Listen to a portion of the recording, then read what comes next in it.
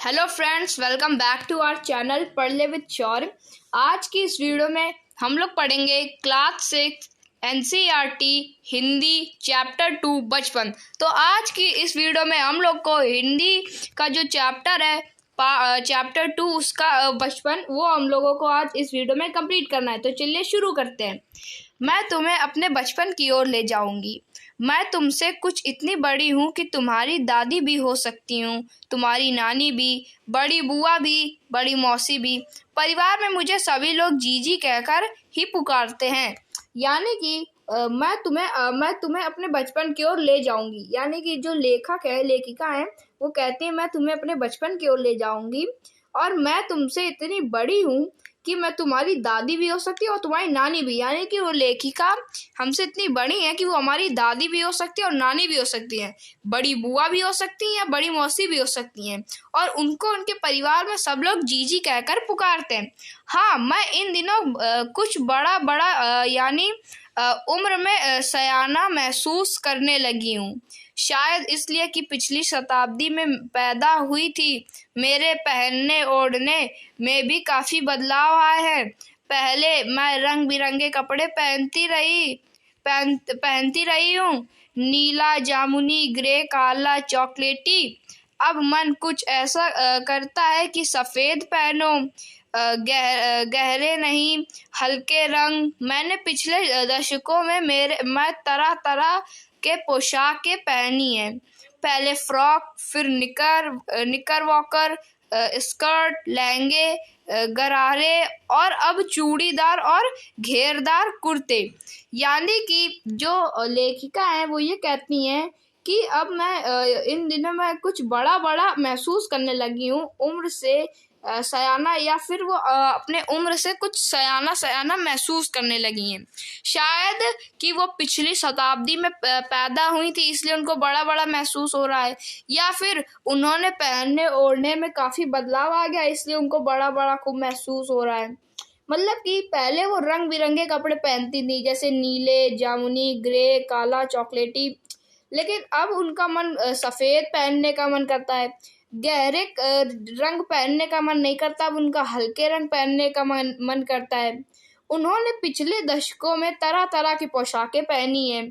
पहले उन्होंने फ्रॉक पहनी, फिर निकर वॉकर पहना, फिर स्कर्ट, फिर लहंगे और गरारे, और अब वो चूड़ीदार घेरदार कुर्ते पहनती हैं।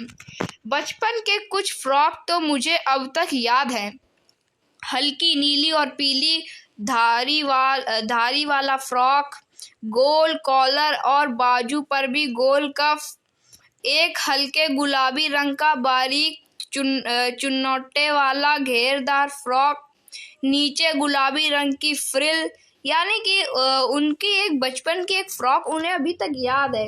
यानी कि वो हल्की नीली और पीली धारी वाला फ्रॉक था और उसमें गोल कॉलर और बाजू पर भी गोल कफ लगा था, और उसको हल्के गुलाबी रंग में बारीक चुन्नटों वाला घेरदार फ्रॉक दिया गया था। नीचे गुलाबी रंग की फ्रिल लगी हुई थी। उन दिनों फ्रॉक के ऊपर की जेब में रुमाल और बालों की इतराते रंग बिरंगे रिबन का चलन था। लेमन कलर का बड़े प्लेटों वाला गर्म फ्रॉक जिसके नीचे फर टकी थी।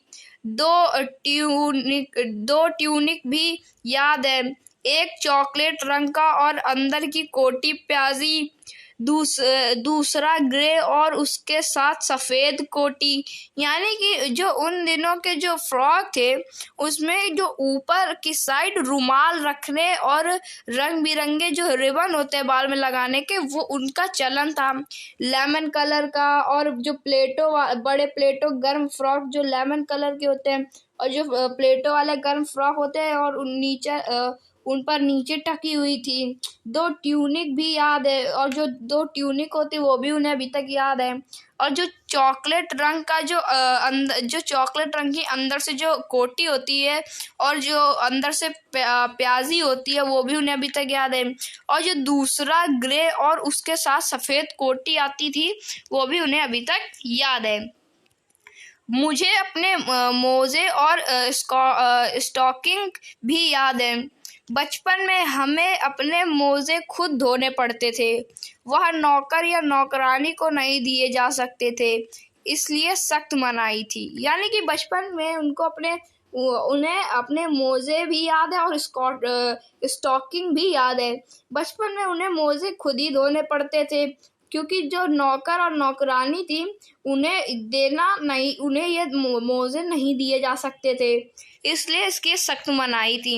हम बच्चे इतवार की सुबह इसी में लगाते थे। धो लेने के बाद अपने अपने जूते पॉलिश करके चमकाते। जब जूते कपड़े या ब्रश से रगड़ते तो पॉलिश की चमक उभरने लगी। सरवर, मुझे आज भी बूट पॉलिश करना अच्छा लगता है।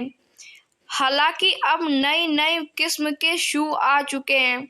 कहना होगा कि ये पहले से कई ज़्यादा आरामदेह हैं। हमें जब नए जूते मिलते उसके साथ की छाल का इलाज शुरू हो जाता। यानी कि जब ये छोटी थी लेखिका, तो ये सब बच्चे मिलकर के इतवार के दिन अपने मोजे को धुलते थे। मोजे धुल लेने के बाद अपने जूतों को पॉलिश करते थे, उनको चमकाते थे। फिर जूतों और कपड़े, जो ब्रश और जूते हैं उसमें कपड़े मार मार के रगड़ते थे, जिससे जो पॉलिश थी उसकी चमक उभरने लगती थी। और सरवर, उन्हें अभी तक कि उन्हें बूट पर पॉलिश करना अच्छा लगता है। हालांकि अब नए जो किस्म के जो शू आ चुके हैं, जूते आ चुके हैं, वो पहले से ज़्यादा आरामदेह हैं।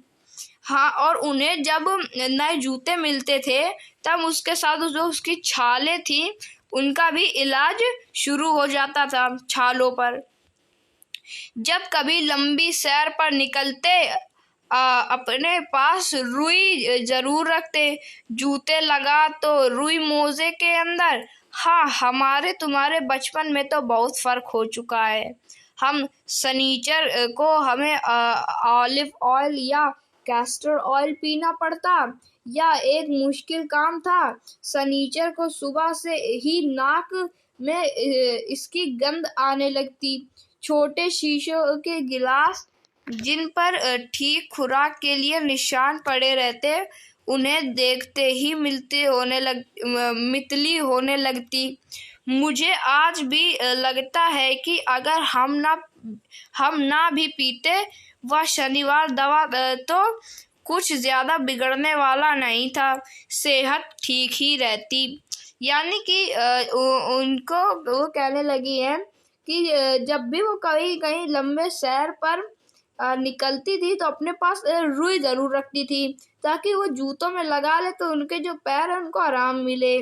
और कहने लगी, और जो उनका बचपना है, वो कहती हैं कि हमारे बचपने और तुम्हारे बचपनों में काफ़ी फ़र्क है, क्योंकि वो हर सनीचर मतलब कि सैटरडे को, वो हर सैटरडे को ऑलिव ऑयल या कैस्टर ऑयल पीना पड़ता था उन्हें। ये बहुत मुश्किल काम था। और वो शनिचर की जो सैटरडे की सुबह से ही उनके नाक में इस ऑलिव ऑयल और कैस्टर ऑयल की बदबू आने लगती, गंध आने लगती। छोटे शीशों में गिलास पर उनके ठीक खुराक के निशान लगे थे कि इतना यहाँ तक पीना है, यहाँ तक का पीना है। तो फिर उन्हें उस शीशी को देखते ही मितली आने लगती। मितली मतलब कि उल्टियाँ आने लगती। और उन्हें आज भी लगता है कि अगर वो शनिवार को वो जो दवा है वो ना पीते तो उनकी सेहत में कुछ ज़्यादा उनकी सेहत जो है उसमें कुछ ज़्यादा फर्क ना होता। तुम्हें बताऊंगी कि हमारे समय और तुम्हारे समय में कितनी दूरी हो चुकी है। यहाँ तक कि बचपन की दिलचस्पियाँ भी बदल गई हैं। और वो ये भी बताएंगी कि तुम्हारे और हमारे समय में कितनी दूरी हो चुकी है, और जो उनको बचपन में जिस चीज़ की दिलचस्पियाँ थी और हम लोग की जो बचपन में जितनी भी दिलचस्पियाँ हैं वो सब बदल चुकी हैं। याद रहे उन दिनों कुछ घर में ग्रामोफोन थे, रेडियो और टेलीविज़न नहीं थे। हमारे बचपन में कुल्फ़ी आइसक्रीम हो गई है, कचौड़ी समोसा पेटीज में बदल गया है, शहतूत और फालके और खसखस के शरबत, कोक, पेप्सी में। उन दिनों कोक नहीं, लेमनेड, विमटो मिलती थी। शिमला और नई दिल्ली में बड़े हुए बच्चों को वैक्सर और डेविको रेस्तारा की चॉकलेट और पेस्ट्री मज़ा देने वाली होती। हम भाई बहनों की ड्यूटी लगती शिमला मॉल से ब्राउन ब्रेड लाने की। यानी कि उन्हें ये याद रहे कि जो उन दिनों ग्रामोफोन थे, टेलीविज़न नहीं थे। यानी कि उन दिनों ग्रामोफोन होते थे, टेलीविज़न नहीं होते थे। और उनको बचपन में कुल्फ़ी और आइसक्रीम चाहिए होती थी। और उन्हें कचौड़ी और जो समोसा है वो पेटीज में बदल गए। यानी कि उन दिनों जो कचौड़ी और समोसा मिलता था वो पेटीज में बदल गया आज के दिनों में। और जो शहतूत, फालसे और खसखस के जो शरबत होते हैं वो आज के दिनों में कोक और पेप्सी में बदल गए हैं। उन दिनों कोक नहीं मिलती थी, उन दिनों लेमनेड विमटो मिलती थी। लेमनेड विमटो एक ड्रिंक है, उतने टाइम मिलती थी। शिमला और नई दिल्ली में बड़े हुए बच्चों को वैक्सर और डेविको रेस्तारा की चॉकलेट मिलती थी। यानी एक चॉकलेट होती थी वैक्सर्ग और डेविको रेस्तारा, इनकी चॉकलेट शिमला और दिल्ली में बड़े हुए बच्चों को मिलती थी। और पेस्ट्री मज़ा देने वाली होती। और जो वहाँ पे जो पेस्ट्री मिलती वो तो और अलग ही, वो तो मज़ा ही देने वाली होती। हम भाई बहनों की ड्यूटी लगती शिमला मॉल में ब्राउन ब्रेड लाने की। और जो ये लेखिका है उनके जो भाई हैं, इन दोनों भाई बहन की ड्यूटी लगती कि शिमला मॉल में से जो ब्राउन ब्रेड है उसे लाने की। हमारा घर मॉल से ज्यादा दूर नहीं था। एक छोटी सी चढ़ाई और गिरजा मैदान पहुंच जाते। वहां से एक उतराई उतरते और मॉल पर कन्फेक्शनरी काउंटर पर तरह तरह की पेस्ट्री और चॉकलेट की खुशबू मन भावनी। यानी कि उनका जो घर था वो मॉल से ज्यादा दूर नहीं था।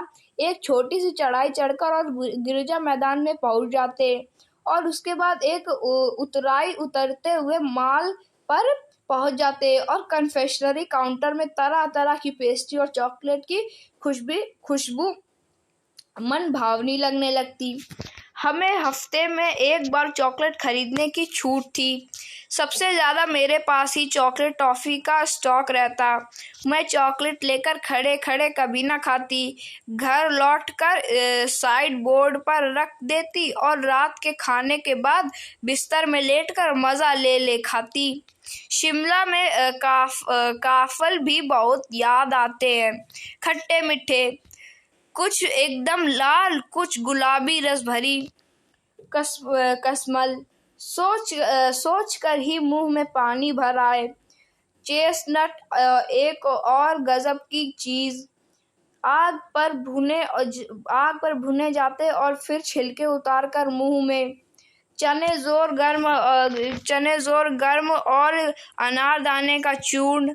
हाँ, चने जोर गर्म की पुड़िया तो तब थी, वह अब भी नजर आती है। यानी कि उन्हें हर हफ्ते में एक बार चॉकलेट खरीदने की छूट थी। और जो लेखिका है उन्हीं के पास चॉकलेट का सबसे ज़्यादा स्टॉक था। और जो चॉकलेट है वो जब वो चॉकलेट खरीदती तो वो वहीं पर खड़े होकर नहीं खाती, वो चॉकलेट अपने घर में लेकर आती और साइड बोर्ड पर रख देती। और जब रात का खाना होता तो बिस्तर में लेट करके आराम से मजे के साथ चॉकलेट खाती। और जो बिस्तर में लेट कर आराम से चॉकलेट खाती। और जो शिमला के जो काफल थे वो भी उन्हें अभी तक बहुत याद आते हैं। जो खट्टे मिट्टे होते हैं, एकदम लाल, कुछ गुलाबी रस भरी कसमल, सोच कर उनके मुंह में पानी भर आए। चेस्टनट एक और गजब की चीज है। और जो आग में भुने जाते थे चना, उनके जो छिलके में, और चने जोर गर्म और अनारदाने का चूर्ण। चने जोर गर्म की पुड़िया तो तब भी थी, वह अब भी नजर आती है। पुराने कागजों से बनाई हुई एक पुड़िया में निरा हाथ का कमाल था। नीचे से तिरछी लपेटते हुई ऊपर से इतनी चौड़ी कि चने आसानी से हथेली पर पहुंच जाए। एक वक्त था जब फिल्म का गाना चना जोर गर्म बाबू में लाया मजेदार। चना जोर गर्म उन दिनों स्कूल के हर बच्चों को आता था। यानी कि जो चने का जोर गर्म अनारदाने का जो चूरन है वो आज भी हर जगह दिखाई दे जाता है। और जो चने का जोर गर्म वाली पुड़िया है वो तब तो कमाल ही थी। और जो चना है उस वो जो नजर आता था तो उसके जो पुराने कागजों में बनाई हुई जो पुड़िया होती थी वो निरा हाथ में कमाल थी। और नीरा हाथ में कमाल थी। नीचे से जो तिरछी लपेटते हुई ऊपर से इतनी चौड़ी कि हाथ में जो आसानी से वो आ जाए। यानी कि पुड़िया इतनी चौड़ी और रसीदी थी कि पूरी हथेली में वो एक ही बार में आसानी से हथेली पर पहुंच जाए। एक वक्त था जब फिल्म का जो गाना था चना जोर गर्म बाबू ने लाया मजेदार, तो उन दिनों ये गाना हर स्कूल के बच्चे को याद था। कुछ बच्चे पुड़िया पर तेज मसाला बुरकवाते, पूरा गिरजा मैदान घूमने तक यह पुड़िया चलती। एक एक चना पापड़ी मुंह में डालने और कदम उठाने में एक खास ही लय रफ्तार थी। चुटपन में हमने शिमला रिज पर बहुत मजे करे, घोड़े की सवारी की है। शिमला के हर बच्चे को कभी ना कभी यह मौका मिल ही जाता था। यानी कि जो कुछ पुड़िया होती थी उसमें बच्चे मसाला बुरकवाते थे और जो गिरजा मैदान था उसमें पूरा घूमते थे और तब भी वो खत्म ना होती थी। और एकाएक चना पापड़ी जब मुंह में डालने के बाद उसको उठाते थे तो खासी लय रफ्तार थी। और चुटपन में शिमला रिज पर उन्होंने बहुत मजे करे और घोड़े की भी सवारी की है। शिमला के हर बच्चे को कभी ना कभी यह मौका मिल ही जाता है घोड़े की सवारी करने में। हम जाने क्यों घोड़े को कुछ कमतर करके समझते हैं, उन पर हंसते थे। ननिहाल के घोड़े खूब हष्ट पुष्ट और खूबसूरत, उनकी बात फिर कभी। यानी कि जो उन्हें घोड़े थे उनमें जो कुछ कमतर करके समझते, यानी घोड़े को देख देख कर उनको समझते, कभी कभी उन पर हंसते। तो जो ननिहाल थे उनके जो घोड़े थे वो काफी हष्ट पुष्ट थे और बहुत ही खूबसूरत थे। उनकी बात फिर कभी, जो घोड़े उनकी बात फिर कभी करेंगे। शाम को रंग बिरंगे गुब्बारे, सामने जाखू का पहाड़, ऊंचा चर्च की घंटियां बजती तो दूर दूर तक उनकी गूंज फैल जाती। लगता इसके संगीत में प्रभु यीशु स्वयं कुछ कह रहे हैं। यानी कि जो उनके रंग बिरंगे गुब्बारे थे, शाम को जो रंग बिरंगे गुब्बारे थे, सामने जाखू का पहाड़, एक ऊंचा चर्च की जब घंटियां बजती थी तो दूर दूर तक गूंज फैल जाती थी। लगता संगीत में जो प्रभु यीशु हैं वो स्वयं कुछ कह रहे हैं। सामने आकाश का सूर्यास्त हो रहा है, गुलाबी सुनहरी धारियां नीले आसमान पर फैल रही हैं। दूर दूर फैले पहाड़ों में मुखड़े गहराने लगे और देखते देखते बत्तियां टिमटिमाने लगी। रिच पर भी रौनक और माल की दुकानें की चमक के भी क्या कहने। स्कैंडल पॉइंट भी भीड़ से उभरता कोलाहल। यानी कि सामने जो आकाश में जो सूर्यास्त हो रहा होता है, गुलाबी सुनहरी धारियां नीले आसमान में फैल रही होती हैं, दूर दूर फैले पहाड़ों के जो मुखड़े घेरने लगे और देखते देखते बत्तियां टिमटिमाने लगी। रिच पे जो रौनक आई और जो उसकी माल की दुकान की चमक थी उसके तो कहने क्या। स्कैंडल पॉइंट भी भीड़ से उभरता कोलाहल, भीड़ में उसका कोलाहल होने लगा। सर्वर स्कैंडल पॉइंट के ठीक सामने उन दिनों एक दुकान हुआ करती थी जिसके शोरूम में शिमला कालका ट्रेन का मॉडल बना हुआ था। इसकी पटरियां उस पर खड़ी हो, छोटे छोटे डिब्बे वाली ट्रेन, एक और लाल टीन की छत वाली स्टेशन, और सामने सिग्नल देता खंबा, थोड़ी थोड़ी दूर पर बनी सुरंगें। यानी कि जो स्कैंडल पॉइंट है उसके ठीक सामने दुकान हुआ करती थी, और उस शोरूम में एक शिमला कालका ट्रेन का मॉडल बना हुआ था, जिसमें उसकी पटरियां खड़ी हुई थी और उसमें छोटे छोटे डिब्बों वाली ट्रेन थी।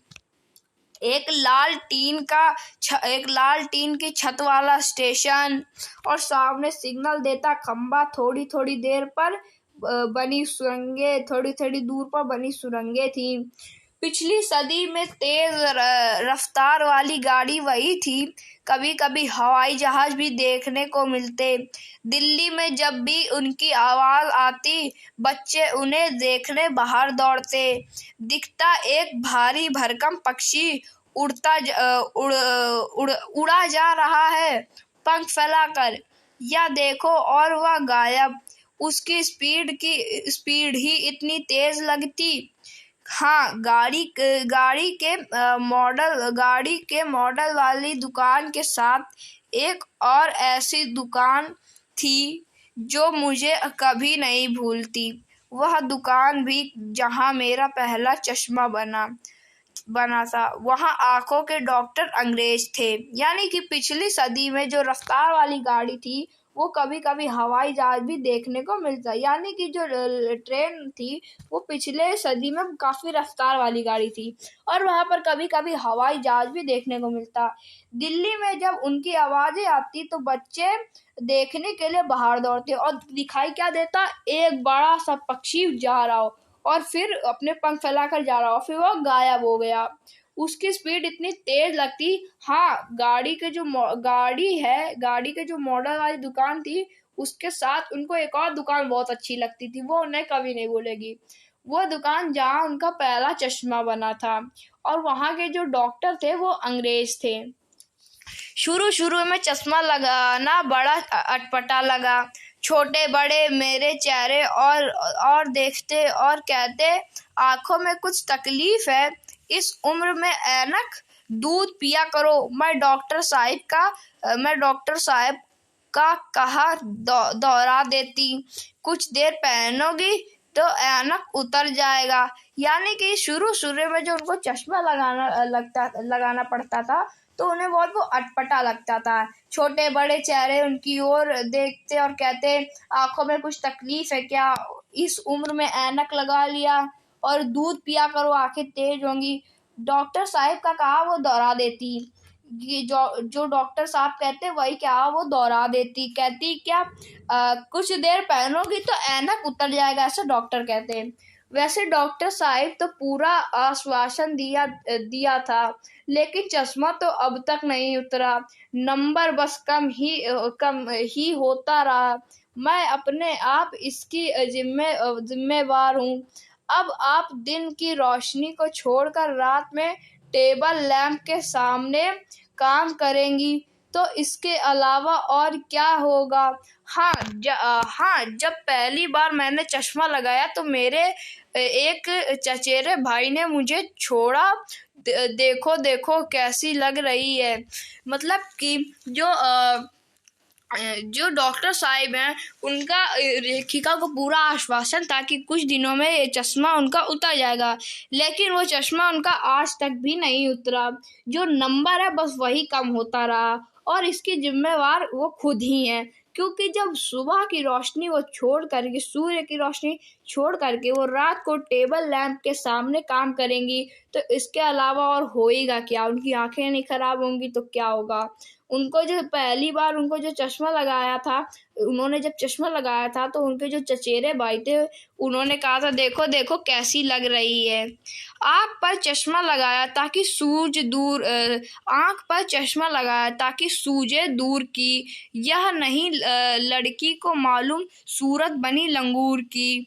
मैं खींची कि मुझ पर यह क्यों दोहराया जा रहा है, पर शेर बुरा ना लगा। पर शेर बुरा न लगा। जब वह चाय पीकर चले गए तो मैं अपने कमरे में जाकर आईने के सामने खड़ी हो गई। कई बार अपने को देखा, ऐनक उतारी, फिर पहनी, फिर उतारी, देखती रही। सूरत बनी लंगूर की, नहीं नहीं नहीं, हाँ हाँ हाँ। मैं मतलब कि जो आँख में चश्मा लगाया कर, यानी कि जो इनके चचेरे भाई थे, उन्होंने इसको बोला, लेखिका को बोला कि आँख पर चश्मा लगाया ताकि सूझे दूर की, या नहीं लड़की को मालूम सूरत बनी लंगूर की। यानी कि जो इनके चचेरे भाई थे, वो ये कह रहे थे कि जो आँखों में जो चश्मा लगाया है सूझे दूर करने के लिए, ये लड़की को नहीं मालूम कि जो इसकी सूरत है वो बनी लंगूर की। तो जब वो लोग चाय पीकर चले गए तो लेखिका ने बोला, पर ये शेर बुरा नहीं था जो इनके चचेरे भाई ने इनके ऊपर गाया था। जब वो लोग चाय पीकर चले गए, उसके बाद एक कमरे में गई, आईने के सामने खड़ी हो गई और बार बार चश्मा अपने आप को देखने लगी। चश्मा उतारा, फिर चश्मा पहन गई और फिर बोली, सूरत बनी लंगूर की, नहीं नहीं नहीं, फिर हाँ हाँ हाँ। मैंने अपने छोटे भाई का टोपा उठाकर सिर पर रखा। कुछ अजीब लगा, अच्छा फिर और मजाकिया भी। तब की बात थी, अब तो चेहरे के साथ घुल मिल गया है चश्मा। जब कभी उतारा हुआ होता है तो चेहरा खाली खाली लगने लगता है। याद आ गया वह टोपा, काली फ्रेम का चश्मा और लंगूर की सूरत। हाँ, इन दिनों शिमला में मैं सिर पर टोपी लगाना पसंद करती हूँ। मैंने कई रंगों की जमा कर ली है। वहाँ दुपट्टों का ओढ़ना और कहा सहल सुबीते वाली हिमाचली टोपियाँ है। यानी कि फिर उनके जो छोटे भाई थे, उन्होंने उनका टोपा उनके सिर पर अपना टोपा उठाकर अपने सिर पर रखा और फिर कुछ अजीब लगने लगा और मजाकिया भी लगने लगा।